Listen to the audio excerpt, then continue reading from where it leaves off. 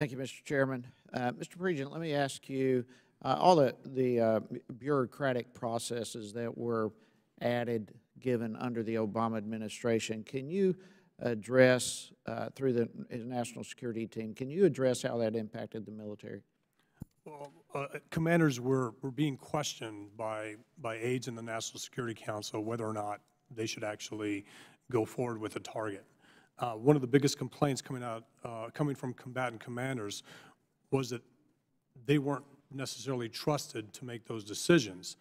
And initially, again, we talk about aircraft flying with munitions that weren't able to drop their bombs when they actually had targets of opportunity on the ground. The biggest complaint is the targets of opportunity. That's a small window in which a commander has an opportunity to hit ISIS and hurt it. And when you have to call back to D.C. to ask permission to do it because there happens to be an oil tanker in the convoy, the ISIS convoy, well, that not only allows that target of opportunity to go away, but it sustains a terrorist organization. Remember, ISIS early on in 2015 was estimated to receive, what, $500 million a year in the illicit oil trade. And that's because they were able to simply move during the daytime. Initially, one of the biggest problems with the ROE as it relates to getting permission from D.C. to do something was that ISIS could move around freely during the daytime without being hit. Those convoys flying black flags after taking territory should have never been allowed to take place or to move without being hit. And the biggest complaint was they had to get permission from D.C. All right, so you're saying our commanders were not trusted.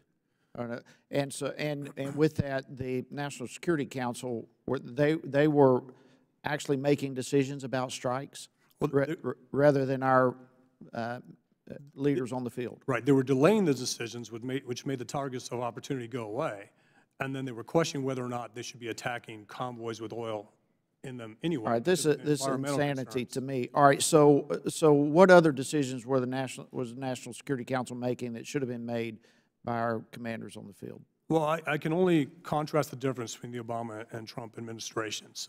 Combatant commanders now can make those decisions on the ground.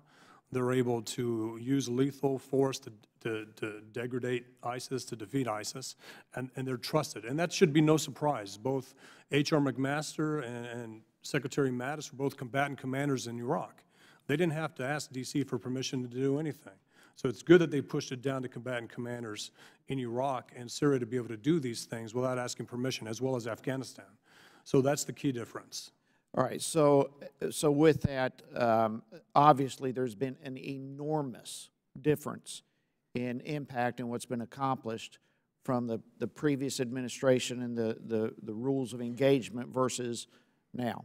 Yes, ISIS leadership, initially we had success with our information operations campaigns. In 2015, we talked about an imminent move on Mosul. That resulted in ISIS high-value targets and convoys of ISIS fighters and equipment to leave Mosul to go to Syria during the daytime without being hit. That's not happening now. We did not see ISIS try to reinforce Mosul. We did not see ISIS try to reinforce any of the territories that were taken under the Trump administration. And one of the key differences also is every piece of territory that ISIS lost under the Obama administration using this proxy force of a predominantly Shia Iraqi security force with IRGC militias, there was a negotiated evacuation of ISIS fighters. You saw that in Fallujah with convoys leaving Fallujah. You saw that in Ramadi. Initially in Mosul, we saw that. But the combatant commanders on the ground wanted to close off Mosul so that nobody could get out.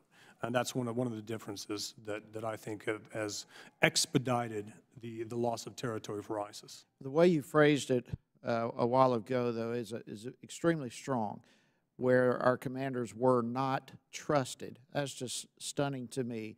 Whereas now they are trusted, and the difference of outcome between those two points of view is enormous. I'll just go back to what Secretary Gates did in Afghanistan. He walked into a Joint Special Operations Center and saw a phone line connected directly to the NSC.